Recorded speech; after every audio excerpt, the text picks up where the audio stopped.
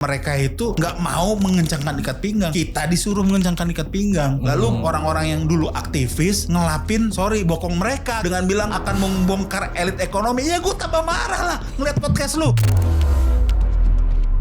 Lu bilang bahwa bahkan Prabowo itu tidak pantas dipilih. Kenapa itu Bang menurut lu? Program kepada rakyat kecilnya gue setuju. Tetapi bentuk-bentuknya dan implementasinya ini bocor. Lu harus jangan tutup mata juga. Dan itu masif. Dan jangan-jangan disetting. Gue sih curiganya ini disetting untuk 2029. Sebenarnya dapur-dapur ini adalah dapur-dapur tim ses. Terlalu jahat sepertinya kita ditempatkan oleh Budiman. Kita menolak sebuah program untuk rakyat kecil. Enggak. Seandainya lu dapat kesempatan hari ini masuk di pemerintahan dengan kondisi yang terjadi hari ini, kebijakan apa yang pertama lu buat? Gue mau berantas judol sih. Dan itu gampang sebenarnya. Caranya?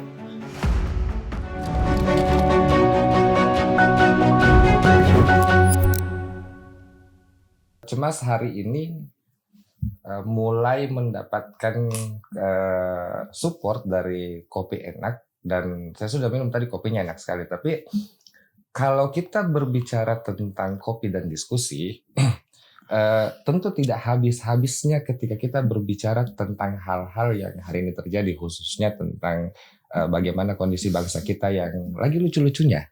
Saya ingin mengatakan bahwa kondisi bangsa kita itu lagi parah-parahnya, tapi mungkin nanti saya mendapatkan kritikan keras lagi dari pemerintah atau teror lagi, gitu. Karena pemerintah tetap optimis, kita hari ini berada di realitas yang sangat pesimis. Namun mungkin diskusi dengan kopi hari ini tuh akan lebih menarik karena saya kedatangan seorang tamu yang sebenarnya dia berkomedi untuk mengkritik, dan akhir-akhir ini saya sering menonton kritik-kritiknya yang ada di podcast. Selamat datang Bang Semi.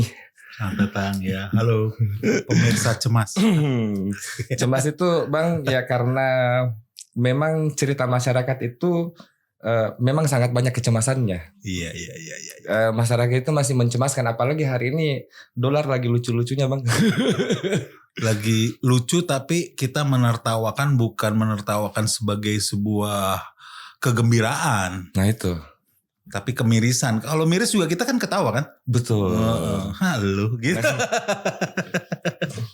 Bang, yang pertama, akhir-akhir ini kan orang mungkin tidak lagi mengenal lu sebagai seorang stand up comedian karena beberapa podcast terakhir itu yang berisi kritikan keras lu terhadap pemerintah gitu. Iya. Khususnya masalah tentang Prabowo sebagai dosa dari orang-orang yang memilih 02. Lu. Iya. Nah, seperti di podcastnya Kemal, Bang, lu bilang bahwa bahkan Prabowo itu tidak pantas dipilih. Kenapa itu Bang menurut lu? Ya menurut gue orang yang gue tidak mengklaim bahwa gue adalah aktivis 98. Tetapi semua orang yang lagi kuliah tahun 98, gue kebetulan tahun 94 masuk ITB, 98 tuh lagi tugas akhir, gak ada kerjaan gitu. Orang pada demo, terus kita membaca, waktu itu kan sebenarnya udah mulai krisis moneter. Sudah mulai krisis moneter, dolar yang tadinya, bayangkan dulu dolar tuh di bawah 2000, terus naik ke 2500, naik ke 5000, orang tuh kaget semua. Terus banyak perusahaan yang kolaps, orang pada di PHK. Tetapi kita baca di majalah Forbes waktu itu bahwa Soeharto masuk dalam 6 orang terkaya dari kategori pemimpin dunia. Jadi kalau dibandingkan dengan Bill Gates itu memang kalah jauh. Tetapi dalam kategori pemimpin dunia, dia orang nomor 6 paling kaya, pemimpin politik ya. Gue marah dong. Ketimpangan itu yang lu lihat. Iya, gue marah waktu itu turun ke jalan lah. Tahun 98 gue orasi gitu. Nah di saat itu makanya kalau kita pakai mesin waktu, kalau lu nonton Back to the Future gitu kan, ada Marty McFly, apa yang terjadi hari ini itu gak akan lu bisa prediksi gitu. Misalnya ya waktu itu ada gerakan kiri yang mendirikan partai, bayangin ya.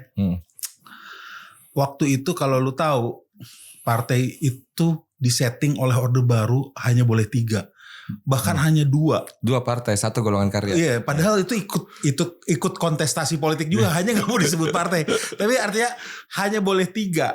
gitu. Ya kan, golongan karya P3 dengan PDIP dan PDI belum perjuangan gitu. Jadi waktu itu major label itu disetting. Nah, ada orang yang namanya Budiman Sujatmiko dan kawan-kawan ya bikin indie label. Ya, PRD. Partai Rakyat Demokratik. Walaupun akhirnya dia gabung juga ke major label hari ini. Dan satu lagi, ada Pak Sri Bintang Pamungkas yang bikin Pudi. Partai umat, pokoknya ada. Pudi itu jadi Sri ada Bintang Pamungkas. 2 partai saat itu. Yang di luar 3 itu. Gitu. Artinya orang-orang yang berani saat itu. Gue ngefans sih dengan 2 orang itu saat itu ya. Saat itu. Nah, kalau kita pakai mesin waktu, kita lihat kondisi saat ini, 98 kita bergerak sama-sama. Terus kita datangin orang-orang kiri, aktivis-aktivis, abang-abangan saat itulah. Karena gue waktu itu masih junior juga kan, istilahnya kalau dibandingin mereka. Lagi rapat tuh orang-orang PRD misalnya. Gue datengin tuh ya anak kuliah nih, anak ITB dari Bandung gitu. Lu gak usah banyak ngomong soal marxisme, soal kiri dan sebagainya. Kita mau menjatuhkan Soeharto. Nanti 2024 lu gimana posisi gue akan enggak, lu ada bersama-sama dengan yang namanya Prabowo. Artinya kan sebenarnya kalau kita tarik ke 98, kita tanya idealisme mereka. Kita lagi mau menjatuhkan. Kalau 98 itu kan jelas sampai Soeharto turun. Gerakan kita tuh sampai Soeharto turun. Ya walaupun saya bercandain sedikit-sedikit ya bahwa gue waktu itu lagi stand up comedy, gue gue bilang bahwa kalau lu bilang tadi bahwa gue mengkritik dari tahun 98, gue mengkritik, tapi gue mengkritik dengan gaya komedi itu aja. Gue punya pertanyaan tentang itu Bang, kayak kritik di komedi, tapi ada satu pertanyaan yang kemudian belum dijawab sama Bang Budiman. Jadi mungkin blessing juga kalau lu datang sekarang sebagai aktivis 98. Gue tanya itu kemarin kepada Bang Budiman itu seperti ini Bang. Anda kan termasuk orang yang punya keberkahan mendapatkan 2 POV. POV mahasiswa 98 nih dengan POV jadi pemerintah hari ini.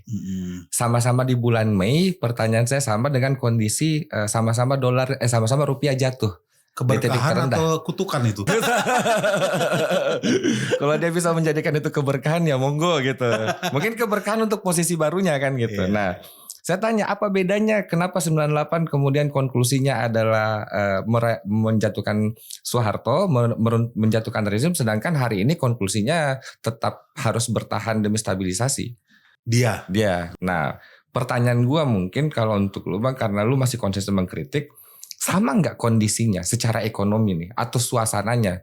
Mungkin bedanya orang tidak sadar saja atau bagaimana?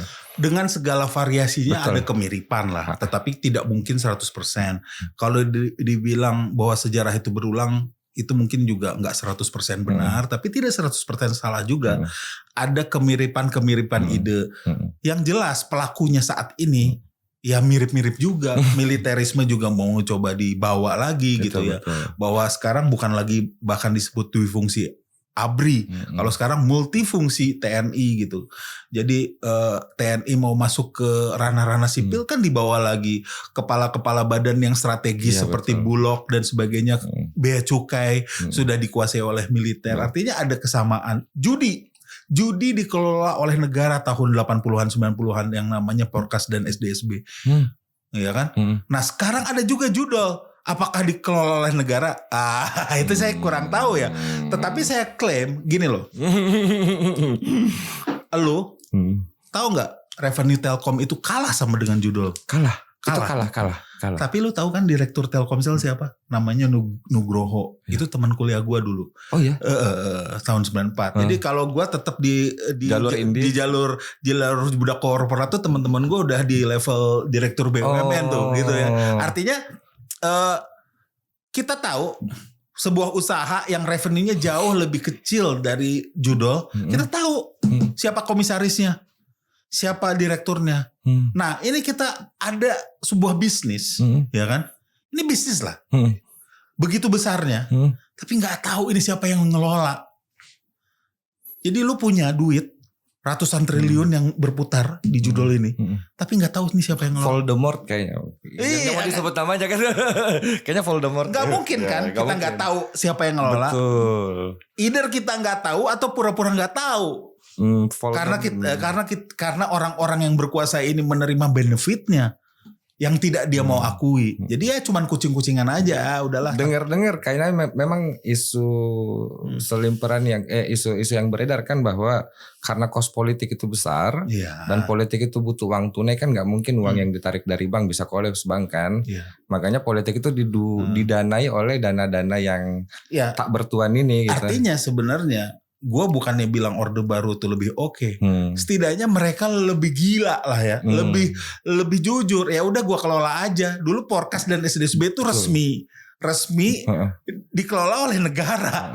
Walaupun kita nggak tahu juga uangnya kemana, karena kita akhirnya cuma dapat siaran langsung. Kalau lu dulu nonton ya zaman Orde Baru, siaran langsung misalnya Liga Italia atau Piala Dunia, nanti ada tulisannya tuh kalau siarannya di TVRI. SBSN. Iya kan? Iya. Siaran ini dibayar oleh SDSB dan sebagainya. Betul. Padahal sebenarnya membeli siaran langsung berapa sih? Ya, itu sisanya ya dibagi-bagi ke elit saat itulah. Elitnya tuh ada dua, elit pemerintahannya dan elit pelakunya. Bandar-bandar judi SDSB saat itu kayaknya masih sampai hari ini gue kenal kok beberapa. Uangnya nggak habis-habis sampai hari ini. Benar. Artinya kalau dibilang ada kesamaan, ada. Di zaman Habibie yang akhirnya Soeharto ke Habibie, dolar itu nyempet nyentuh 16.000. Kita udah semua panik. Sekarang di 17.500. Waduh. Nah, artinya ya seperti itulah ya. Jadi gap antara si kaya dan si miskin di Indonesia juga semakin tinggi. Bahwa kemarin ada yang ngeluarin data tuh ya, Korea yang begitu maju, tetapi orang terkaya Korea itu kalah jauh dengan orang terkaya di Indonesia. Hah? Serius? Orang terkaya Indonesia lebih kaya daripada orang terkaya di Korea. Tapi kan dalam POV pemerintah Bang, selama rakyat grassroots ini dikasih makan dan tidak memberontak stabil, karena dianggap bahwa program-program pemerintah memang tidak cocok untuk kelas menengah. Iya. Karena kelas menengah katanya memang bukan sasaran pemerintah, tapi sasaran pemerintah memang untuk orang-orang yang di bawah. Katanya orang-orang di bawah merespon dengan baik program pemerintah, misalnya MBG dan segala macam. Ya itu kan olahan buzzer dan sekarang gini ya, kalau soal MBG ya, MBG gue bilang gini loh, gue ini menempatkan diri bukan sebagai oposisi, tapi sebagai rakyat biasa gitu loh. Kalau misalnya Prabowo sukses dengan program-programnya, gue orang yang seneng. Kalau Prabowo bisa membuat dolar jadi 14.000, gak usah lah 15.000, gue orang yang seneng. Kalau MBG akhirnya bisa jalan tanpa melukai APBN dan program-program yang lain juga tidak dikebiri gitu, gue juga orang seneng. Kalau IKN bisa jalan dan ada pusat ekonomi baru di Kalimantan sana yang bisa mendongkrak ekonomi nasional, gue juga orang yang seneng. Tapi kan kenyataannya ini gak bisa jalan semuanya. Betul. Akhirnya Prabowo harus memilih kan. Dan salah satunya adalah MBG. Tetapi yang gue kritik adalah apakah benar manfaat 1 triliun lebih sehari itu nyampe ke piring masyarakat. Nah itu loh. Jadi kemarin kalau Budiman bilang MBG ini kan sebenarnya yang protesnya hanya orang-orang menengah yang punya apartemen di Singapura katanya. Kelas menengah mana definisinya yang punya apartemen di Singapura? Kalau orang yang kerja di Singapura pun rent apartemen di sana. Boleh. Karena harga properti di sana kan luar biasa mahal. Jadi sebenarnya kenapa lu gak debat waktu itu? Gua kesel. Apaan sih ngomong kayak gitu? Cuman memang saya bilang sama ke Bang Budiman kemarin bahwa salah satu yang kita kritik dari MBG itu sebenarnya bukan pada persoalan niatannya. Kan gak ada orang yang mengkritik niatan orang mau memberi makan. Terlalu sinting gitu maksudnya. Tapi kan yang kita kritik adalah penggunaan anggaran yang tidak rasional. Tidak rasional, satu. Terus MBG juga terakhir perkembangannya ya, juga dibagikan ya asal aja gitu. Bukan ke daerah-daerah yang benar-benar membutuhkan. Betul, sisanya juga banyak loh. Sekarang dijual sampahnya. Untuk pakan ternak. Artinya sebenarnya pemerintah harus terbuka bahwa ini kan sebenarnya bukan duit lu juga. Itu Bang yang saya ini bukan duit lu gitu loh. Ini bukan duit Prabowo, bukan duit Teddy gitu. Kenapa Prabowo dan Teddy ya? Ini duit gua juga, taxpayer. Walaupun sering lu bayar tax berapa sih? Oke, kalau kayak gitu boleh nggak gua nggak bayar tax? Nggak boleh juga kan? Nggak boleh. Tapi gua mau buka-bukaan Bang sama orang yang seperti itu bayar tax. Gue buka kalau gua bayar tax karena begini ya apa? Kenapa sih kalau kita suruh orang misalnya tolong beli rokok dong, terus tiba-tiba orang yang kita suruh beli rokok itu kita kasih fee, terus dia mau jadi pahlawan. Gue jadi pahlawan ya karena gue belikan rokok. Lo nggak harus jadi pahlawan, kan duit gue gitu. Iya betul. Makanya kalau istilah teman gue Panji di show-nya ya kan, selamat malam para atasan presiden Republik Indonesia. Walaupun itu gimmick sebuah show, tetapi pernyataan yang valid.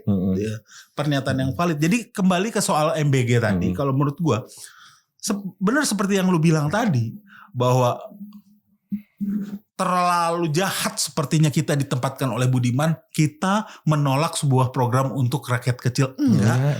Justru yang gua kritik adalah apakah rakyat kecil menerima manfaat ya ketika kita buka lah ini ke orang-orang penerima MBG. Lu tahu nggak? Mereka kadang-kadang mungkin ignoran juga, nggak mau tahu detailnya. Bahwa anggaran buat lu tuh 1 triliun lebih sehari. Mungkin mereka juga protes. Lah, kok jadinya seperti yang di piring gua? Kok jadinya kelapa yang gak dikupas dibagi ke anak SD? Lele yang mentah. Atau ada lagi istilah mereka MBG kering. Apaan MBG kering? Yang dibagikan dalam bentuk biskuit. Kenapa harus ada dapur? Untuk ada dapur. Iya. Sedangkan dapurnya itu yang Henry. Mereka sebenarnya menyepuin dirinya mereka sendiri kan? Iya sebenarnya. Iya kan? Si Henry katanya dapat 6 juta sehari. 6 juta sehari untuk refund dapurnya. Artinya oke, gue setuju ada MBG, gue setuju. Tapi yang gue gak setuju, apakah benar manfaatnya itu semua sampai ke piring anak-anak kita? Itu yang gue kritik sebenarnya. Nah kalau enggak, kenapa enggak ditinjau ulang? Bagaimana cara pengelolaannya? Ini kan sebenarnya kita jangan tutup mata. Betul. Ada satu anak DPRD. Ini bukan anak DPR, bukan anak DPRD. Di Makassar. Iya di Makassar ya, daerah lu kan. 40 SPPG. Henry katanya punya 6-7 SPPG. Artinya orang-orang ini sebenarnya adalah penerimaan manfaat MBG yang sebenarnya. Lu tutup mata Budiman dengan hal kayak gini. Bukan artinya lu nih dasar kelas menengah ini tidak menerima manfaat MBG, makanya dia jadinya ribut di sosmed. Enggak. Kalau itu berhasil gitu loh. Betul. Iya kan? Itu kan yang terjadi saat ini. Terus tiba-tiba beli motor. Iya lagi. Tiba-tiba beli mobil yang 4-wheel drive. Maksudnya kok kayak gitu loh. Saya akhirnya berkesimpulan Bang bahwa kayaknya yang butuh MBG ini BGN deh. Kenapa Bang? Karena dia statement loh BGN itu bahwa pengadaan motor listrik untuk operasional SPPG ke desa-desa terpencil. Emang ada listrik di desa terpencil? Iya satu itu. Terus kan misalnya motor listriknya pun harganya yang premium ya itu. Ya nggak tahu ya bener atau enggak, netizen udah ada yang belejetin juga ini juga istilahnya. Artinya gini loh, program pemerintah ini banyak juga markupnya dan gede-gedean dan makin terang-terangan. Kayaknya mereka nggak sadar ada inaprok kayaknya mereka. Mereka nggak sadar sumpah. Terus ada sepatu yang 700.000. Iya Bang. Zoom meeting itu 9 bulan 5,7 miliar. Iya artinya kan gini. Intinya itu kan duit dari taxpayer. Betul. Dan APBN kita katanya sedang banyak defisit. Terus lu jor-joran. Iya, sebenarnya bukan defisit, tapi lu yang loloskan anggarannya itu kan. Gitu. Jadi agak gimana ya, Saudara? Belum lagi ada semacam kecemburuan sosial yang diciptakan oleh elit-elit mereka sendiri. Contohnya kayak gimana tuh? Ya misalnya tiba-tiba perayaan ulang tahun di Paris gitu kan. Mungkin kalau dibandingkan dengan APBN itu jauh kecil. Tetapi lifestyle itu kalau lifestyle itu kita harus membiayai lifestyle mereka, kita juga nggak rela gitu. Jadi sebenarnya kepada mantan-mantan aktivis yang sekarang di dalam, ya kalau memang program-program Prabowo yang dibilang dibilang Budiman itu membongkar elit-elit ekonomi. Iya, membongkar elit Jokowi ekonomi. Sudah membongkar elit-elit politik. Itu juga harus didebat. Jokowi menciptakan elit politik baru. Iya, gue setuju. Ya. Tapi membongkar elit politik ya enggak lah. Emangnya sekarang gini, yang peraturan di MK itu untuk meloloskan Gibran. Emang bisa meloloskan semua orang yang berumur 40 tahun ke bawah? Enggak, karena di sana ada syarat tambahan. Anak presiden. Bukan. Dia pernah lolos kepala daerah atau pemilihan yang lain. Sebenarnya anggota DPRD yang di bawah 40 juga bisa itu sebenarnya. Ikut jadi wakil presiden waktu itu atau presiden mencalonkan diri. Berarti tetap punya privilege dong. Punya privilege lah. Orang-orang muda yang bisa lolos di pilkada, orang-orang muda yang bisa lolos di DPRD, itu orang-orang muda yang juga bisa money politik lah. Ya, pasti. Karena kalau orang muda nggak punya privilege, ya kayak saya masih kerja sampai sekarang. Mana mau buang duit tuh. Ini ngomongin Budiman terus tapi salah satu kesempatan katanya waktu dia kan sempat lolos DPR. Iya. Katanya tanpa money politik. Ada cost of politik ada. Ada cost of politik ada. Gue bilang lu harusnya nulis buku aja bang. Iya.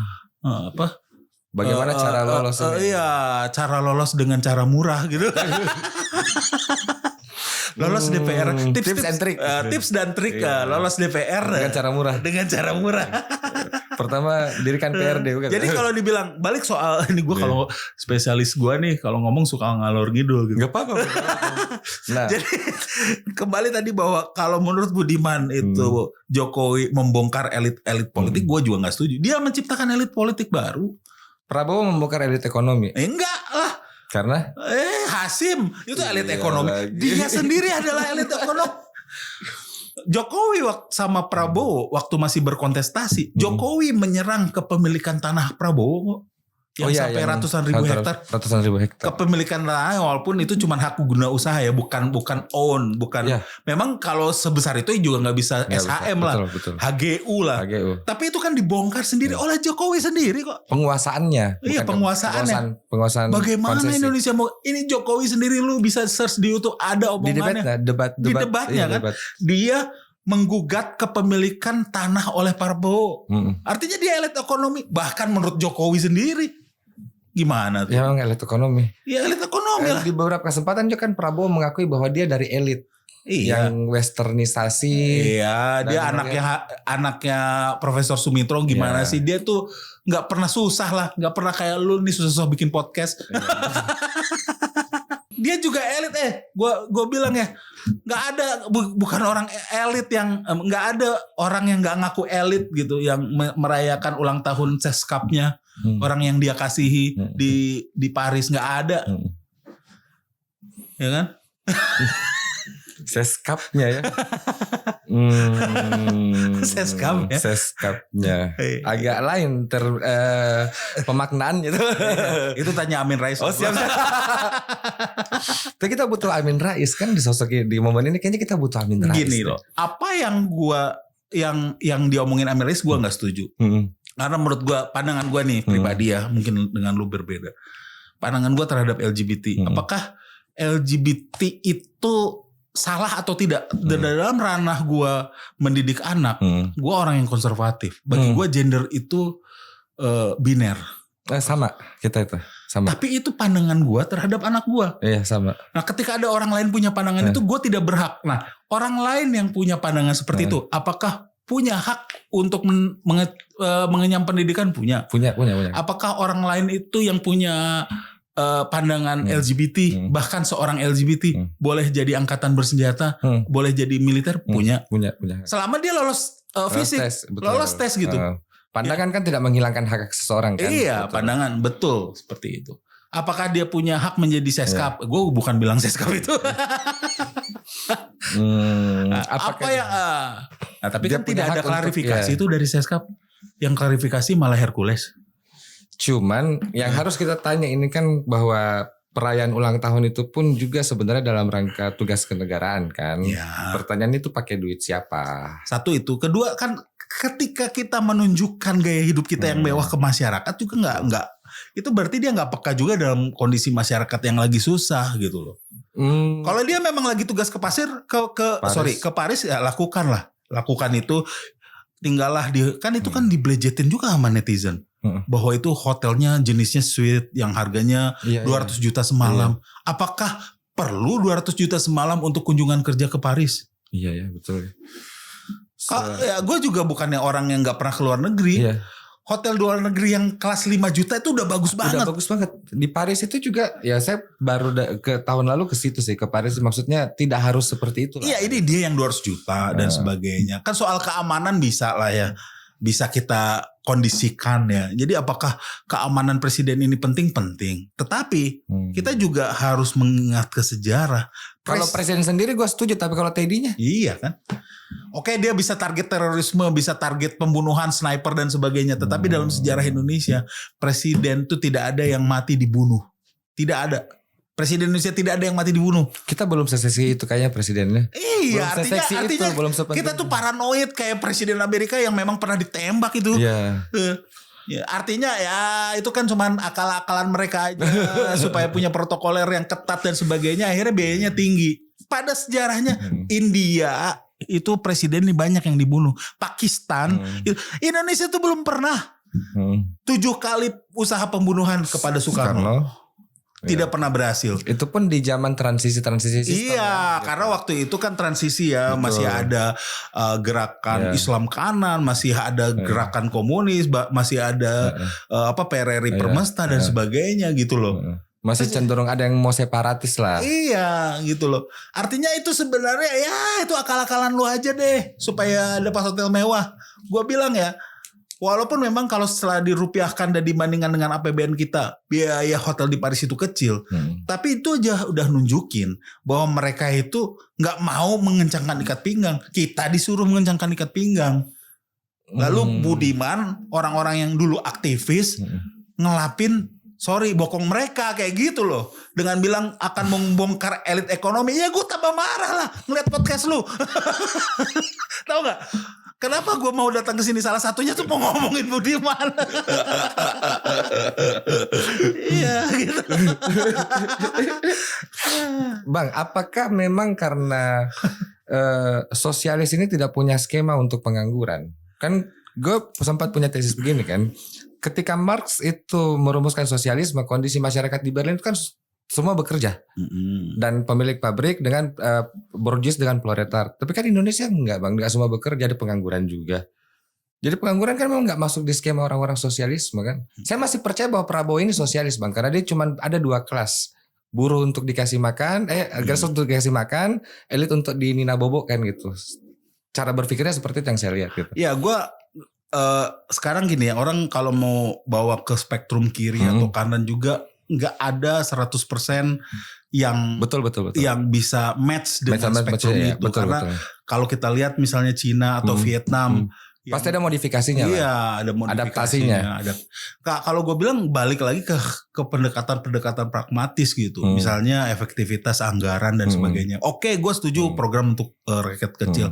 Oke, gue setuju MBG. Tapi MBG itu apakah semasif ini gitu.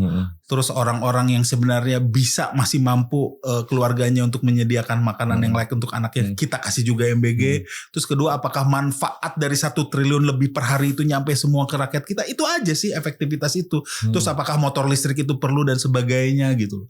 Program kepada rakyat kecilnya gue setuju gitu loh. Tetapi bentuk-bentuknya dan implementasinya ini bocor, lu harus jangan tutup mata juga. Dan itu masif dilakukan dan jangan-jangan disetting. Gue sih curiganya ini disetting untuk 2029. Sebenarnya dapur-dapur ini adalah dapur-dapur tim ses. Jadinya gue curiga gitu loh. Lu melihat ini kan banyak juga yang mengatakan seperti itu bang. MBG akan selalu pairing dengan Kopdes Merah Putih. Iya, kan? Jadi Kopdes dan MBG itulah nanti jadi tim ses 2029 gitu loh. Ya menurut gue ya sah-sah aja orang incumbent ya. Tetapi ya gue sih balik lagi ke hal-hal yang pendekatan yang ya oke lah kita bicara teori kiri kanan dan sebagainya. Tapi pendekatannya adalah ini 1 triliun lebih itu nyampe nggak semuanya ke piring anak-anak gue. Gue nggak yakin dan gue klaim dari lihat apa yang dibagikan biskuit 2 minggu dibagiin biskuit kayak gitu. Nah itu loh. Konon katanya kalau kiamat hari Jumat, Kamis sore masih dibagi kayaknya begitu. Iya kan artinya ya Jadi terus pendekatannya juga pendekatan budget terus. Oke, MBG yang Sabtu akan diliburkan. Dengan demikian pemerintah bisa menghemat sekian triliun. Jadi pendekatannya bukan pendekatan gizi kalau gitu. Nah, ada yang aneh ini Bang, maksudnya gini. Pemerintah hari ini menyikapi setiap kritik itu kan seolah-olah bahwa kritik itu cenderung separatis. Ya. Ini kan saya bilang bahwa itu bias of nationalism gitu. Maksudnya kita kan mengkritik bukan berarti kita memisahkan negara ini kan. Ya. Gitu. Sehingga seolah-olah orang yang buzzernya pemerintah harus kemudian menuntut bahwa kritik itu banyak syaratnya dan segala macam. Padahal kalau kita lihat perkembangan demokrasi di luar, freedom of speech itu bahkan evolusi ternyata rights to mock gitu. Ya. Menurut lo gimana Bang? Ya jadi gini loh, rights to mock atau kebebasan di dalam menghina itu sebenarnya kata-kata yang ngeri. Tapi sebenarnya adalah kebebasan berpendapat aja secara netral, bukan menghina ya. Tetap ada batasannya menurut lo? Bukan ada batasannya, bahkan harusnya tidak dibatasin selama hanya ucapan gitu ya. Tetapi kalau udah misalnya fitnah, silakan saja dituntut, kan udah ada undang-undangnya. Tapi kalau misalnya hanya dibilang misalnya bodoh dan sebagainya, ini program yang bodoh ya kenapa lu harus tersinggung. Nah, tetapi sebenarnya itu memang dijadikan alat untuk meredam kritik itu sendiri. Kenapa? Karena soalnya kayak kata-kata menghina ini juga adalah hal-hal yang sebenarnya indikatornya bias kan? Iya, bias. Kenapa? Karena gini, bahkan kita bisa terhina oleh fakta. Betul, itu betul. Misalnya lu bilang gua gendut, itu fakta. Fakta, tapi terhina. Gue terhina. Iya, sama dengan bodoh kan sebenarnya itu fakta kan. Ya kalau bodoh mungkin karena menghina intelektual lebih. Gua tuh banyak banget di Instagram gua kalau nanti misalnya ini podcast juga lu upload, tuh di kolom komentarnya itu juga nanti pasti ada yang ngomong, gendut lu tahu apa sih? Ya gue terhina juga. Tapi apakah gue polisikan gitu loh? Enggak juga. Artinya gitu kita bisa terhina oleh sebuah fakta loh. Iya betul. Prabowo gendut kok. Ya mungkin lebih gendut gua, tetapi istilahnya secara terhina oleh fakta ya. Menarik ini. Artinya gini loh, selama gini loh, pemerintah itu jangan tipis telinga juga gitu. Kan undang-undang, apalagi ormas-ormas yang mendukung pemerintah, kan aturannya udah jelas nih. Misalnya soal Panji yang kemarin nih, di luar yang penistaan agamanya. Kan orang banyak tersinggung juga ketika Panji dibilang katanya body shaming yang Gibran. Gibran ngantuk ya. Dia ngomong kayak gitu ya. Iya betul. Saya nggak tahu sejak kapan mengantuk jadi penghinaan. Yang ribut itu ormas-ormas di bawahnya. Betul. Atau orang-orang pendukungnya. Betul, lucu sih itu. Saya ketemu dengan orang-orang langsung lah. Saya ketemu dengan Ade Peradi juga. Dibilang bahwa orang-orang di bawah ini kalau nggak ditahan Mas Gibran, ini semua udah bergerak lah. Orang-orang ini berarti nggak ngerti hukum juga. Yang boleh menuntut adalah Mas Gibrannya. Betul. Tetapi seolah-olah Mas Gibran ini begitu suci, menahan mereka. Nggak juga kalau menurut gue. Justru mau memanfaatkan keadaan bahwa gue orang yang nggak tersinggung. Nih pendukung gue nih yang tersinggung. Tapi didiamkan juga geliat-geliat itu gitu loh. Mas Gibran hadir di podcast Cecoki kan. Iya, itu kan sebenarnya bagian daripada moles diri juga kan. Ya, itu haknya mereka lah. Ya kita juga tidak boleh mencopot hak dari Wapres untuk memberikan pandangan-pandangan personal dia lah.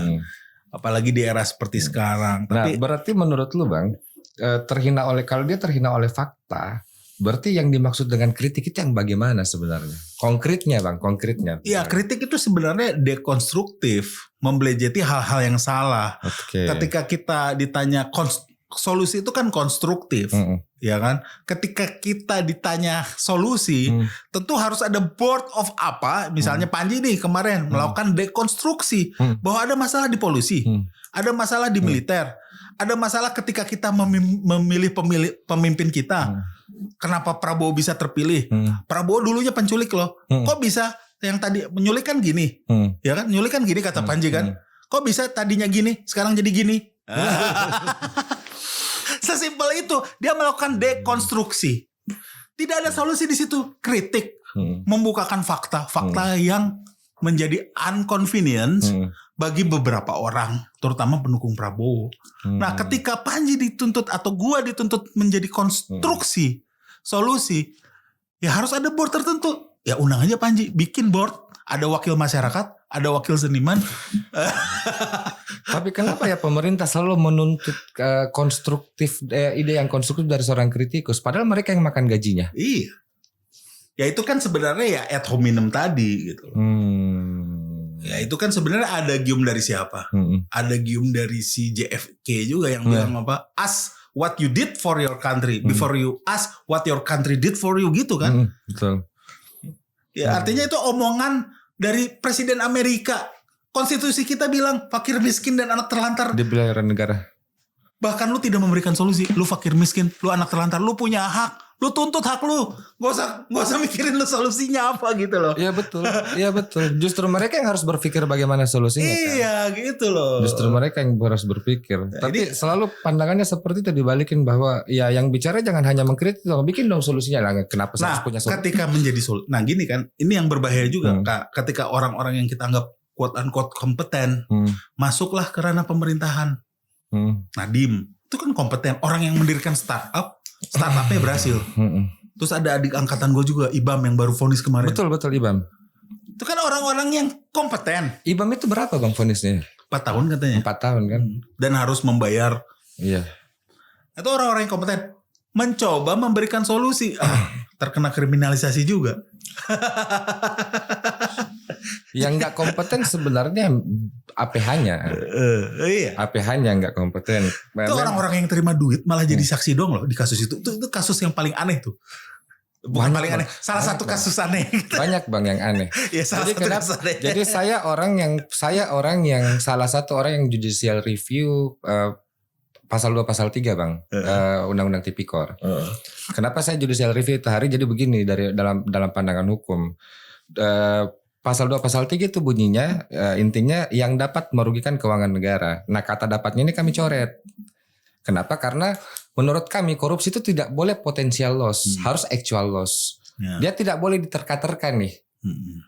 Makanya sejak saat itu KPK kan tidak menduga-duga lagi. Dia main langsung tangkap tangan. Secara hukum itu deliknya berubah dari delik formil ke delik material. Sederhananya gini bang, delik material. Delik material itu delik yang dianggap terjadi tidak peduli bagaimana cara terjadinya, sepanjang ada korban akibat itu dianggap selesai perbuatannya, dianggap terjadi tindak pidana. Makanya penentuan tersangka harus terjadi setelah adanya korban atau akibat. Nah, lucunya KPK ini adalah kalau memang korupsi itu delik material, berarti harus ada kerugian negara dulu baru penentuan tersangka kan? Iya. Karena kan kalau misalnya contoh delik material apa pembunuhan, selain korupsi pembunuhan, kan nggak mungkin orangnya masih hidup terus dia udah dituduh pembunuh kan gitu. Iya. Nggak mungkin kan? Harus mati dulu.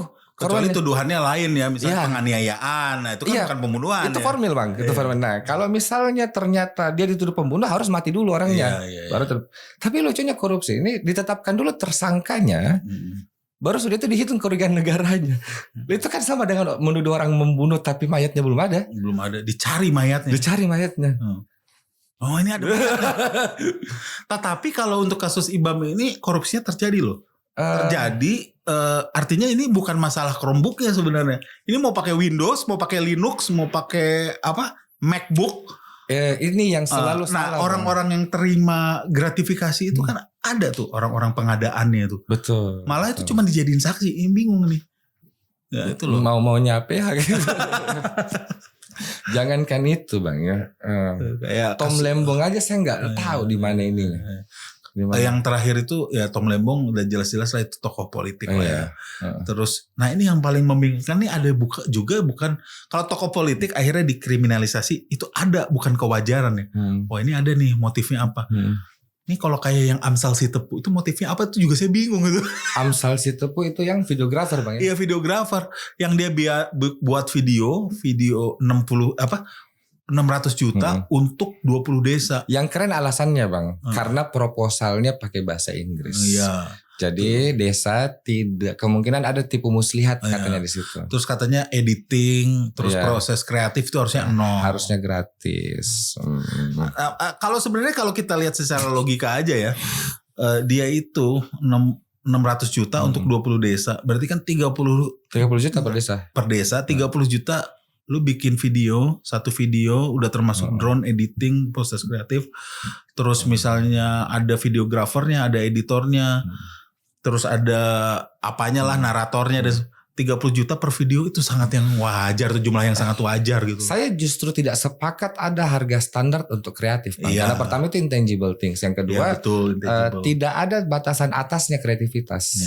Kualitasnya pasti akan meningkat, jadi tidak ada batasan atas. Karena ini bukan beras. Ya artinya walaupun seperti itu intangible, kalau kita bikin lah misalnya harga pasarnya 30 juta juga masih wajar itu. Enggak juga dia betul. Bikin 3 miliar per video gitu, enggak. Ada sih anggaran 3 miliar atau 5 miliar itu untuk opini publik di beberapa lembaga kementerian. Bisa dibuka kok itu.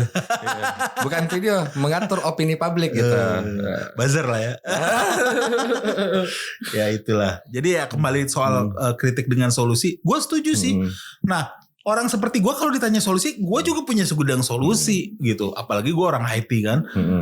Contohnya apa? Tapi nanti disuruh, wah ini mah lu minta proyek. Gak apa-apa, tapi gak apa-apa Bang. Iya kan. Contohnya apa solusi lu? Salah satu aja. Salah satu ya gue ketika menterinya Rudiantara, gue pernah mengkritik juga kebijakan-kebijakan kita yang salah.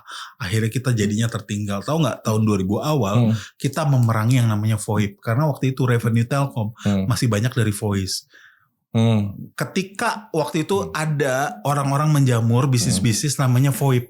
VoIP ya. Voice over IP. Oh, VoIP.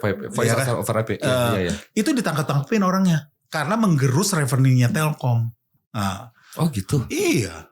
Banyak ditangkapin tuh. Banyak ditangkap-tangkapin operator-operator. Artinya gini, teknologinya sudah maju, ya kan? Sudah memungkinkan voice over IP, tetapi karena ini dianggap quote unquote ilegal dan menggerus bisnis voice-nya. Dulu kan orang masih Telkom tuh revenue-nya masih dari voice kan, dari telepon kan. Menggerus revenue-nya Telkom, orang itu ditangkap-tangkepin. Tahu nggak apa yang terjadi sekarang? Yang tadi sekarang orang nggak pakai lagi voice, orang semua pakai data kan? Pakai data, bukan VoIP lagi. Bahkan kalau ketika nelfon pakai WhatsApp, kapan sih kita nelfon pakai jaringan telepon? Nggak pernah lagi. Pakai WhatsApp atau minimal pakai Telegram, pakai Skype, pakai udah pakai IP kan? Data, ya betul. Artinya itu voice over IP. Dulu diperangi. Iya. Nah, karena pemerintah dulu kita salah, sekarang nggak salah. Sekarang nggak salah. Bayangkan kalau dulu kita harusnya istilahnya menjadi orang-orang yang responsif terhadap pasar. Oh ini teknologinya seperti ini, sehingga kebijakannya harus mengikuti teknologi. VoIP sekarang hari ini dikuasai oleh karya-karya anak bangsa. Enggak. Nah sekarang kan semua luar negeri. Bang, gue punya pertanyaan nih Bang. Ini salah satu kecemasan gue dari dulu. Kenapa sih kita selalu tertinggal dalam membuat kebijakan di bidang teknologi informasi? Sebenarnya nggak tertinggal juga sih. Kalau menurut gue. Ada yang bagus ya. Contoh ya, misalnya walaupun sekarang barang-barang Cina udah masuk ke Indonesia, minimal marketplace-nya punya orang Indonesia. Ya kan? Di sini eBay nggak kuat. Nggak kuat. Ya kan? Di sini Amazon nggak kuat. Di sini tetap yang kuatnya ya sebelumnya ada Bukalapak, ada Tokopedia. Minimal masih orang-orang kita lah. Walaupun Shopee juga ya itu pemain global lah. Betul. Ya istilahnya masih ada lah karya-karya kita gitu loh. Nah justru sekarang itu teknologi-teknologi lain sih yang tertinggal. Kalau teknologi informasi sebenarnya kita lumayan lah. Undang-undangnya Bang, kebijakan publiknya maksud saya. Regulasinya. Kita kan pasti belum ada regulasi yang betul-betul pakem mengatur itu. Contoh misalnya pada persoalan bagaimana pemerintah bisa tarik pajak misalnya dari itu. Dari transaksi itu kan hole yang sangat besar Bang. Ya. Gak bisa, pemerintah cuma bisa buka. Ya lu AdSense YouTube juga nggak tahu. Belum bisa ditarik sama pajak gitu. Jadi saya bilang ya siapa suruh anggota DPR ya bagaimana caranya membuat undang-undang yang bagus tentang itu? Ya anggota DPR-nya nyimpan file Word masih di desktop gitu. Bagaimana kan? Ya intinya sebenarnya gini, pemerintah ini harus mau belajar juga bahwa sekarang bisnis berkembang. Itu gitu. Bang. Itu. Jadi sesuatu yang sekarang ilegal itu nggak bisa langsung dilihat ilegal. Intinya harusnya itu. Jadi kayak kasus VoIP di tahun 2000 awal. Karena itu dianggap ilegal, akhirnya orang solusinya ditangkap. Bukannya dibikin sebuah kebijakan. Bayangkan kalau waktu itu dibikin ke sebuah kebijakan, aplikasi-aplikasi VoIP saat itu berkembang. Yang berkembang hari ini, yang kita pakai hari ini bukan WhatsApp dan Telegram. Aplikasi-aplikasi lokal saat itu yang berkembang sampai hari ini. Tapi dimatikan. Nah kayak marketplace. Marketplace di Indonesia sebenarnya kan gini. Orang-orang Indonesia bikin nih, ya kan, bikin marketplace ya, ada Tokopedia, ada Bukalapak dan lain-lain. Itu kan sebenarnya contoh yang bagus. Kenapa eBay, Amazon nggak berkembang di sini, ya gitu. Kenapa Uber mati di sini, tetapi Gojek yang hidup gitu. Artinya kan sebenarnya orang-orang Indonesia mampu menciptakan itu. Mampu Bang, mampu. Gitu. Gue yakin mampu, cuman persoalannya kan pemerintahnya yang kadang kebingungan sebenarnya. Satu itu, terus kedua pemerintah tuh sukanya ya kayak Jokowi lah. Dia kan omongannya akan ngikutin orang yang tren dan yang deket saat itu. Waktu itu ngomongin apa 4.0, setiap hari ngomongin 4.0. Ketika seneng ngomong unicorn, setiap hari ngomong unicorn. We talk the talk kan. Setiap hari ngomong unicorn. Nah orang yang dari unicorn itu akhirnya dijadiin menteri walaupun akhirnya dikriminalisasi. Betul. Nah artinya ya pemerintah ini senangnya memang mengklaim keberhasilan orang yang sudah sukses gitu. Tapi sekarang yang kalau pemerintah sekarang apa yang dia klaim kira-kira Bang? Aduh, apa ya? Karena ini baru setahun juga ya. Baru setahun juga dan memang keberlanjutan lah ya. Tapi yang jelas pemerintah yang sekarang tuh ya kalau dia bisa menghina pemerintah yang sebelumnya, bisa menyalahkan yang pemerintah yang sebelumnya, mungkin Prabowo sudah lakukan. Tapi kan tidak boleh begitu, nggak gentle juga. Kenapa lu naik jadi presiden? Kan? Iya, ya karena dia juga dibantu ya dia nggak mungkin melakukan itu. Dia disisakan ruang fiskal yang begitu kecil, ya kan, oleh Jokowi. Bayangkan utang kita itu sampai sekarang hampir 10.000 triliun. Itu kalau dihitung bunganya. Itu sampai 600 atau 500 triliun. Sedangkan APBN kita 3.000 triliun. Jadi 500 triliun hanya untuk bayar utang. Bukan bayar utang, bayar bunga utang. Bunga utang. Belum pokok ya? Belum pokok. Oh ya itulah. Kita larang rentenir di Indonesia padahal kita ambil rentenir dari internasional. Enggak, intinya seperti itu. Jadi artinya ya gini loh. Orang seperti gua kalau ditanya ya, kalau Prabowo berhasil seneng banget. Pasti Bang, gak ada yang gak seneng sebenarnya. Justru kan sebenarnya adalah mereka tuh gak boleh melihat kritik itu sebagai membenci. Ini kan yang selalu harus kita luruskan begitu. Seolah di framing ya bagaimana yang mewakili pemerintah macam-macam Firdaus kayak gitu. Kalau orang kayak Firdaus itu kayaknya juga gak mewakili pemerintah sih. Hanya orang yang didiamkan aja karena selama ini juga ya dia mungkin ngebantu-bantu menghajar-hajari orang-orang yang kritis terhadap pemerintah. Artinya dia bukan bagian resmi dari pemerintah. Dia bukan bagian dari resmi. Dan gue juga nggak yakin dia punya penunjukan, lu lakukan ini gitu. Hanya overclaim yang dia lakukan. Terus mungkin orang pemerintah bilang bahwa ini bagus, ini bisa. Biarin aja lah. Biarin aja gitu. Jadi orang yang dibiarin gitu. Lu lihat nggak Bang bahwa pemerintah hari ini kayak bingung gitu merespon apa yang terjadi? Menurut lu? Menurut gua nggak bingung sih. Nggak bingung ya? Atau memang ini by desainnya dia gitu? By desainnya dia gitu. Jadi menurut gua juga justru sekarang era keterbukaan, semua keterbukaan, semua bisa kita buka, tetapi nggak ada progres juga. Jadi kita bisa belejetin bahwa ini salah, Prabowo salah. Bahkan ya kasus kemarin ada cerdas cermat yang 4 pilar. 4 pilar itu. Salah, tapi emangnya ada konsekuensinya untuk mereka. Jadi kita cuma menggerutu aja gitu loh. Memang sengaja kita dibuat begitu ya menurut lu? Ya artinya gini, ini salah jelas-jelas di depan mata ini jurinya melakukan kesalahan. Terus pemenangnya harusnya bukan yang itu. Dan itu harusnya kan dia mewakili nasional. Jadi harusnya SMA 1 Pontianak itu atau SMA yang menang itu mewakili Kalimantan Barat ya. Untuk ke event 4 pilar itu ke tingkat nasional. Akhirnya wakilnya yang lain. Apakah wakilnya direvisi? Sampai hari ini kita podcast gak ada revisi itu. Iya betul. Cuman dinonaktifkan aja katanya. Iya, nonaktifkan juga kalau masih terima gaji malah enak kan? Magabut. Itu kayak SPPG yang nggak beroperasi tapi insentif masih jalan. Iya. Jadi apa? Jadi sebenarnya gini, kita cuma ribut dan sebagainya, tetapi nggak ada juga konsekuensinya gitu loh. Ya kan? Kalau menurut gua itu malah lebih lebih frustrating nggak sih? Karena gini, kalau zaman Orde Baru kan memang media di kejatuhan Orde Baru kalau kita lihat adalah munculnya internet. Karena sebelum internet media bisa dia kuasai. Iya, bahasa masih menjadi under kontrol pemerintah. Iya. Gitu. Pada saat internet muncul, bahasa terlepas dari kontrol kuasa. Iya. Terus muncul dulu masih ada milis kalau tahu ya. Tahu milis. Pergerakan saat itu kan lewat milis. Iya betul. Itu udah nggak bisa terkontrol lagi gitu loh. Nah kalau sekarang itu dan di milis itu belum ada buzzernya ya mungkin. Kalau sekarang kan lewat sosial media semuanya. Nah di sosial media ini dibikin konter narasi akhirnya kita jadi ribut terhadap narasi itu. Kita nggak fokus terhadap apa result dari keributan ini, kan kita maunya sebenarnya ribut. Betul. Dan ada resultnya. Gue justru waktu pertama kali dengar kata buzzer bang, gue pikir itu pemencet tombol buzz di Yahoo Messenger. Tapi itu mungkin gak relate dengan yang lain. Pasti user Yahoo Messenger itu masih Yahoo Messenger loh. Yahoo Messenger itu BBM aja udah nggak ada Yahoo Messenger. Tombol buzz itu kan, kalau fitur buzz itu kan itu berisik banget kan itu. Ya. Buzz gitu. Kalau zaman BBM ping gitu. Ya. Bang sambil diminum bang. Ya. Ini dari Kopi Enak sponsornya. Iya oke makasih ya. Nah, berarti menurut lu ini by design bang? Ya gini loh, entah by design atau apa, itu kan kalau kita percaya teori konspirasi ya.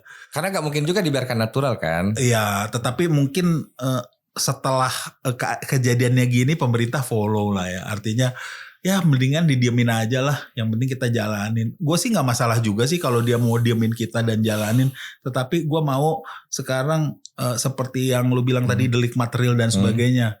Delik materialnya itu harus jelas gitu loh. Itu betul.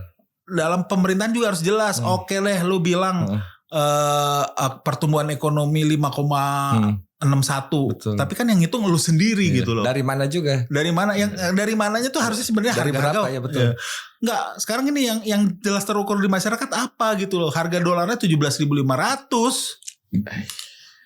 Kita nggak bisa bilang bahwa sebenarnya wah lu punya dolar berapa. Enggak BBM kita itu masih defisit. Kita kalau BBM kebutuhan dalam negeri kita harus impor tambahannya dari luar. Dan itu impornya pakai dolar. Iya, petrodolar. Belum lagi asumsi dolar di APBN kita. Itu di bawah 17.500 detailnya nanti lu bisa googling. Iya betul. Asumsinya di bawah 17. Ada 3 skema makanya ditawarkan sama pemerintah di situ. Artinya apa? APBN kita juga boncos gitu. APBN itu ke program kita gitu loh. Artinya gini lah, lu mau nggak pedulin omongan gua, kritik gua, terserah lu. Dolarnya 15.000 gua diem. Gitu loh. Betul. Enggak. Oke lah, gua banyak omong dan sebagainya. Oke, lu ignore. Gitu loh. Atau misalnya gini, UKT katanya yang lu janjikan UKT akan gratis untuk negeri, mana? Mau cetak berapa puluh ribu dokter, mana nih? Apa program realnya dan sebagainya gitu. Iya lagi. Yang di debat itu kemarin kan iya, maksud gua apapun yang diomongin saat debat itu too good to be true semua. Iya betul. Kalau memang itu terjadi, kita hidup di negara yang paling makmur di dunia ini ya senang-senang aja. Nah, gue gini loh, gue diam beneran. Jadi gue tuh bukan orang yang pengen berkuasa. Betul. Gini kalau point of view oposan adalah dia senang melihat kejatuhan dari incumbent. Betul. Kalau gue enggak loh. Bahkan Prabowo pernah ngomong 2030 Indonesia bubar. Gue berharap itu salah. Kamu aja dia ngomong itu bang. Gue masih cari-cari juga. Waktu kalah sama Jokowi. Oh. Ya lucunya Indonesia itu begitu ya. Setidaknya Trump sama Joe Biden itu nggak akhirnya berkoalisi, itu aja sih. Iya betul. Yang aneh itu bahkan gini bang sebenarnya. Yang lebih aneh lagi tuh sebenarnya adalah DPR mengiyakan program pemerintah. Itu aneh sih bang. Itu Hak angketnya bagaimana tuh jalannya tuh? Ya wajar aja sih, orang pemilik SPPG-nya juga anaknya anaknya DPRD. Dan dicurigai ya, waktu itu juga ada orang anggota DPR juga punya banyak SPPG. Itu Montesquieu bangkit dari kuburnya nangis-nangis itu, dia pisahkan trias politik itu, tiba-tiba ada legislatif mendukung eksekutif gitu. Ya sebenarnya kalau dalam konteksnya koalisi ya nggak apa-apa juga. Ini bukan koalisi Bang, kan tidak jalan check and balances program itu. Iya, memang tidak jalan, itu yang merusak kan Jokowi sebenarnya. Iya sih, dengan di zaman SBY kan masih jalan sebenarnya. Dengan dominasi total itu kan, gerbong besar itu kan. Nah intinya kan sebenarnya gini loh, itu yang memang harus, gua tuh bukannya orang yang mesayah kompleks juga menjadi juru selamat dari rakyat Indonesia, tetapi betul, mari kita sadar lah, kita ini sekarang terbalik. Terbaliknya tuh apa? Bahwa di elitnya itu kita tuh berantem di bawah, di elit akur. Harusnya terbalik. Iya. Di bawahnya akur, elitnya berantem. Itu akan lebih bagus untuk kita, karena ketika elit itu berkontestasi, dia akan menyogok kita dengan program-program yang mengenakan kita gitu. Jadi kucurannya perang di bawahnya. Iya, gitu. Dananya turun ke bawah. Nah yang sekarang kan di sana kan bagi-bagi.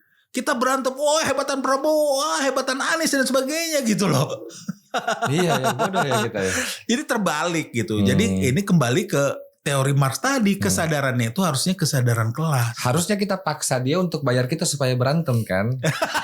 Gitu kan. Jangan lu baru gue mau bayar, lu udah berantem, udah duitnya gak jadi keluar gitu. Ya bayar itu bukan artian jelek ya, bayar dengan program yang baik ya. Bersaing di program kan. Ketika misalnya misalnya, nah ini contoh nih kayak Pak Pramono Anung bikin 103 sekolah swasta yang gratis. Itu silent juga tuh, keren juga tuh Pramono Anung tuh. Iya, silent dan itu kan sesuatu keuntungan bagi kita gitu loh. Ketika elit bersaing itu membuat program-program yang bagus gitu kan. Itu kan itu benefit buat kita, mungkin bukan duit langsung bagi kita, tetapi kan enak. Bayangkan, nah mungkin karena gue gak punya anak SMA aja. Kalau gue punya anak SMA, gue sangat terbantu nih. Ada 103 sekolah swasta yang gue boleh masukin. Dan itu gratis. Kalau negeri kan memang udah gratis gitu. Nah, Bang, kan seperti yang pertama tadi gue bilang bahwa di podcastnya Kemal tadi lu bilang bahwa Prabowo bahkan tidak pantas untuk dipilih. Dan sampai sekarang pun lu masih pada standing lu di 2024 gak bahwa Anies Baswedan? Gak gini, Prabowo itu tidak layak untuk dipilih sampai kapanpun gitu. Tetapi gue harus terima kenyataan-kenyataan politik. Ternyata dia menang di 2024. Artinya sekarang dia adalah presiden kita yang sah. Betul. Kita harus dukung program-programnya untuk berhasil. Tetapi gue melihat perjalanan dan ini kok. Nah, bicara soal Anies Baswedan itu kamu tanya Bang. Bicara soal kontestasi politik. Nah ini kan sedang tidak ada kontestasi politik. Enggak, maksudnya begini. Enggak apa-apa kali kalau kita flashback ke pilihan lu pada waktu itu. Maksudnya begini.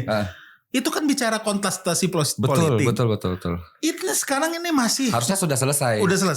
2029 gue bisa lagi merapat ke beliau. Bisa saja gitu. Bisa saja. Pemilih Prabowo juga bisa merapat ke beliau. Bisa merapat. Nah. Tapi sekarang kalau kita melihat realitasnya. Memang calon alternatif saat ini baru beliau. Gue mau tanya Bang, maksud saya. Lu punya standing kan 2029. Jangan kita bertanya hari ini dulu tentang hari ini, lepaskan dulu. Kita posisikan 2029. Apa yang menjadi alasan lu di 2024? Apa yang menjadi alasan lu di 2024 memilih Anies Baswedan pada waktu itu? Gua alasannya adalah simple. Prabowo tidak layak dipilih karena menurut gua dia adalah orang yang masih nggak jelas. Belum ada pengadilan HAM soal dia. Dia pernah diberhentikan walaupun dengan hormat. Gara-gara pelanggaran disiplin. Ya, itu kan dari aspek lu menegasikan itu kan. Ya satu. Tapi itu. Dari aspek Pak Aniesnya sendiri. Makanya gue bilang. Terus gue nggak mungkin pilih Gibran. Oh nggak mungkin pilih Gibran, oke. Karena dia masuk dengan cara-cara yang tidak benar melalui MK, ya kan. Statement lagi Haji, ada pelanggaran etik berat. Aduh. Pelanggaran etik berat. Ya, betul. Dan itu memang udah diketok juga oleh MK. Juga. MK sendiri mengakui bahwa ada pelanggaran etik berat. Tapi putusannya gak diganti juga. Iya. Terus gua gak mungkin milih PDIP yang sebenarnya menurut gua 9 tahun bersama Jokowi ngerusak Indonesia. Setahun terakhir dia istilahnya bertobat. Itu juga gara-gara dikhianati oleh Jokowi. Andainya Mas nggak ditinggal Jokowi mungkin masih begitu-begitu saja. Karena sebelum putusan MK sebenarnya elektabilitas Ganjar itu masih nomor 1. Betul. Setelah putusan MK itu elektabilitas Ganjar demikian merosot sehingga ke 16% ketika pemilihan itu orang nggak ada yang nyangka gitu. Gitu kan. Artinya kalau dibilang PDIP berdosa 9 tahun bersama Jokowi, iya 1 tahun dia menjadi korban. Artinya dia bukan pahlawan kesiangan. Kalau bangun kesiangan itu jam 10 itu bangun kesiangan. Kalau jam 4 sore itu bukan bangun kesiangan.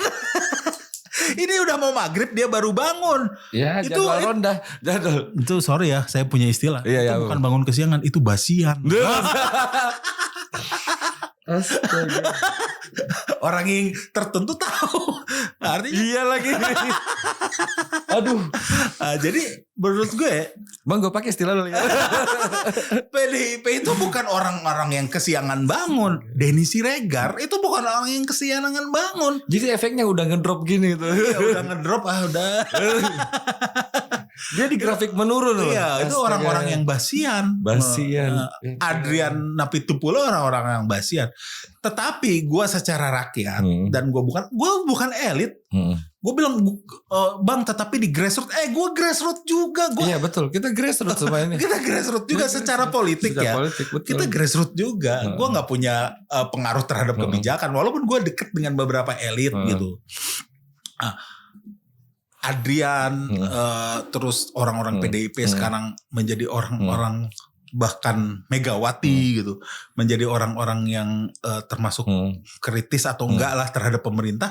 Ya kita harus dukung karena ya ada kepentingan kita yang mungkin masuk lewat mereka gitu. Meskipun dia basian ya, tetap juga positioningnya membantu lah. Iya membantu karena gimana pun PDIP adalah partai pemenang pemilu masih partai nomor 1 kan? Masih partai nomor 1. Masih partai nomor 1. Artinya ada harapan lah di situ. Kalau menurut gua, kalau memang lu mau perubahan terhadap yang sekarang gitu loh. Tapi kalau dari sosok Pak Anies sendiri, Bang. Kalau Pak Anies sendiri ya menurut gua yang lu lihat di 2024 ya, kita jangan bahas dulu sekarang segala macam udah selesai. Tapi ketika kita flashback di 2024, seandainya pertanyaan ini di 2024, apa alasan lu? Ya karena gini. Selain menegasikan ini. Satu menegasikan itu. Ya. Makanya Pak Anies dalam ketika merespon gua di debat Anies, Pak Anies itu memang jago sih berkata-kata. Iya. Harus kita akui itu. Kita harus akui itu. Terima kasih telah memilih saya, walaupun dengan metode eliminasi. Tapi memang saya maksudnya saya harus bilang bahwa dia punya kecerdasan artikulatif untuk menjawab orang yang sangat pertanyaan artikulatif. Nah, tetapi ada satu program di situ yang membuat saya gini. Intinya secara filosofis kita butuh perubahan. Dan yang mengusung perubahan itu pasangan Anies dan Imin saat itu. Uchiha Imin loh. Iya, karena gini, kalau lu puas dengan Jokowi, memang betul ya. Kalau lu puas dengan Jokowi, pilihlah Prabowo. Karena keberlanjutan. Kalau lu tidak puas dengan Jokowi, pilihlah Anies karena mengusung perubahan. Makanya waktu itu Ganjar itu begitu drop karena bingung. Dia mau positioningnya di mana? Iya, positioningnya di mana? Kalau gua tidak setuju, dan satu-satunya cawapres yang bilang bahwa IKN itu harus ditinjau ulang cuman Anies. Betul. Itu yang gue bilang ini memang harus didukung. Dan terbukti sekarang kan sudah 75 triliun loh dana untuk IKN. Apa yang terjadi di IKN? Pak Basuki masih situ ya? Iya. Cuman jadi tempat glamping. Terus ada upacara terakhir Jokowi masih presiden, upacara di situ. Jadi itu juga upacara untuk menyelamatkan muka Jokowi sih sebenarnya. Apakah IKN udah menjadi pusat pemerintahan? Belum. Bahkan 12 Mei kemarin diketok oleh MK gugatan terhadap IKN kan? Iya, undang-undang IKN. Bahwa ibu kota tetap di Jakarta dulu. Tetap di Jakarta. Sampai proses di IKN itu selesai gitu. 75 triliun sudah terbuang loh. Karena judicial review terhadap undang-undang ibu kota negara. Iya, artinya kan 75 triliun. Artinya paslon yang waktu itu bilang bahwa IKN ditinjau ulang itu cuman paslonnya Anies dan Caimin gitu loh. Ya gue juga nggak jamin Betul, ketika betul, misalnya betul, mereka betul. menang hari ini tidak lebih baik atau tidak lebih buruk, ya gue juga nggak jamin emang gue kayak gimana gitu. Bang, ini mungkin yang ini bang, yang paling baru ini, pembubaran film Pesta Babi.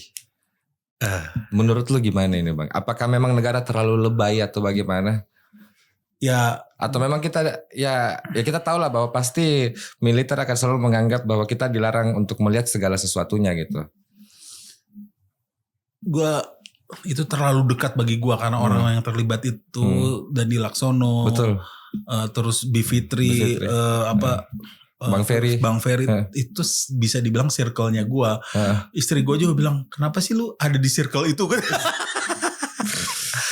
Intinya sebenarnya ada ketakutan-ketakutan daripada elit, baik itu elit militer atau apa, bahwa itu akan memicu separatisme, itu aja sih. Bagaimana ya? Saya tidak melihat skema separatis bang. Iya tapi kan itu ketakutan-ketakutannya gitu. Itu makanya bang, makanya saya juga mau mengkritik itu, siapa sih staf susnya presiden itu yang yang cewek itu yang pernah berdebat sama Bang Ferry itu, yang tentang pertahanan keamanan, siapa sih staf susnya presiden itu? Ya si Uta. Yang dia respon pernyataannya Saiful Mujani sebagai separatis. Dia bilang begini, hukum itu tidak mungkin preventif. Nggak mungkin. Nggak mungkin hukum preventif. Hukum itu pasti harus ada perbuatan dulu. Nggak boleh hukum itu dengan ketakutan bang. Preventif itu intel. Bukan bang. Jadi preventif kalau di depan pendaftaran namanya. Betul, preventif itu intel. Nah begini bang. Kan dulu hukum pernah absolut di zaman kerajaan kan. Hukum pernah absolut. Lu bayangin kan. Ketika kekuasaan ini, hukum kan gak pernah berlaku kalau gak ada otoritas. Gak bisa dipaksa. Makanya karena dia ada otoritas, dia harus dibatasi. Gak boleh asal tuduh nih. Gak boleh berdasarkan ketakutan. Kan kacau bang kalau berdasarkan ketakutan bang. Iya. Ya jadi kalau menurut gua. Atau masa tentara takut bang? Kan harusnya tentara tidak boleh punya ketakutan. Ya tentara Indonesia, maaf ya, ini tentara di Indonesia ini kan, apalagi yang sekarang adalah tentara yang belum pernah perang kan. Bahkan dalam sejarah Indonesia sendiri, tentara itu hanya perang yang beneran. Itu cuma 2 kalau gue hitung. Itu ketika menghadapi tentara Indonesia ya, menghadapi agresi militer Belanda, sama menghadapi Belanda di integrasi Irian Barat. Integrasi Irian Barat, oke. Cuman 2 itu. Sama TNI ya. TNI. Sama mungkin konfrontasi 3 lah. Konfrontasi dengan Malaysia. Betul. Jadi yang perang beneran 3 itu. Sisanya perang saudara. Bahkan di Timur Leste saat ini. Dulu Timur itu perang saudara. Dan di Papua sekarang sampai OPM. Iya. Itu perang saudara. Terus memberantas komunis. Perang saudara. PRRI pas semesta perang saudara, semuanya perang saudara. Jadi yang melawan pihak-pihak asing itu cuma 3 itu gitu loh. Nah kenapa sekarang ya bahkan tentara-tentara kita tuh membuarkan film. Ya itulah. Jadi tidak berani terhadap wacana gitu loh.